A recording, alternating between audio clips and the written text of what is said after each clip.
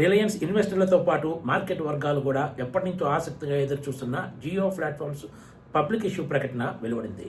Jio platforms IPO దేశంలోనే అతిపెద్ద ఐపీఓగా నిలవబోతోంది. ఈ కంపెనీ ఏకంగా ఐపీఓ ద్వారా 38,000 కోట్ల రూపాయలు సమీకరించేందుకు రంగం సిద్ధం చేసుకుంది.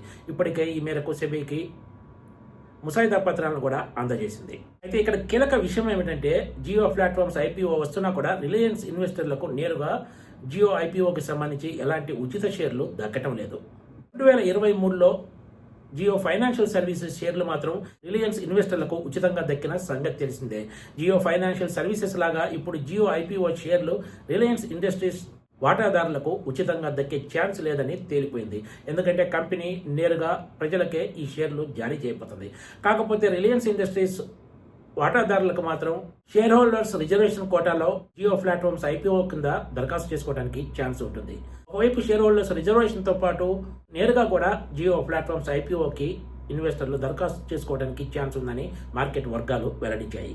జియో ప్లాట్ఫామ్స్ ఐపీఓ ద్వారా రిలయన్స్ ఇండస్ట్రీస్ వాటాదారులకు నేరుగా ఎలాంటి ప్రయోజనం లేకపోయినా పరోక్షంగా లాభం ఉంటుందని మార్కెట్ నిపుణులు చెప్తున్నారు. ఐపీఓ తర్వాత జియో ప్లాట్ఫామ్స్ అసలు విలువ బయటపడుతుంది. ఇప్పటివరకు రిలయన్స్ ఇండస్ట్రీస్లో ఈ కంపెనీ కలిసి ఉండటం వల్ల దీని అసలు విలువ బహిర్గతం కాలేదనేది మార్కెట్ వర్గాల టాక్. జియో ప్లాట్ఫామ్స్ ఇప్పటికే దేశంలో నెంబర్ 1 టెలికాం కంపెనీగా ఉంది. ఐపీఓ తోటి వాల్యూ అన్లాకింగ్ జరిగి రిలయన్స్ ఇండస్ట్రీస్ షేర్లో రీరేటింగ్ జరగడంతో పాటు మొత్తం మీద సంస్థ మార్కెట్ క్యాపిటలైజేషన్ గణనీయంగా పెరుగుతుంది అనేది నిపుణులు చెబుతున్న మాట.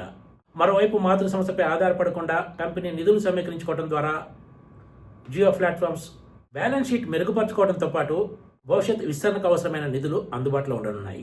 ఐపీఓ తర్వాత కూడా జియో ప్లాట్ఫామ్స్లో రిలయన్స్ ఇండస్ట్రీస్ వాటా 67% కొనసాగనుంది. ఇప్పటికే దేశంలో నెంబర్ 1 టెలికాం కంపెనీగా ఉన్న జియో ప్లాట్ఫామ్స్ లాభదాయకత తదితర అంశాలు రిలయన్స్ ఇండస్ట్రీస్ ఈపీఎస్ను మరింత మెరుగుపరుస్తాయనేది మార్కెట్ వర్గాల అంచనా.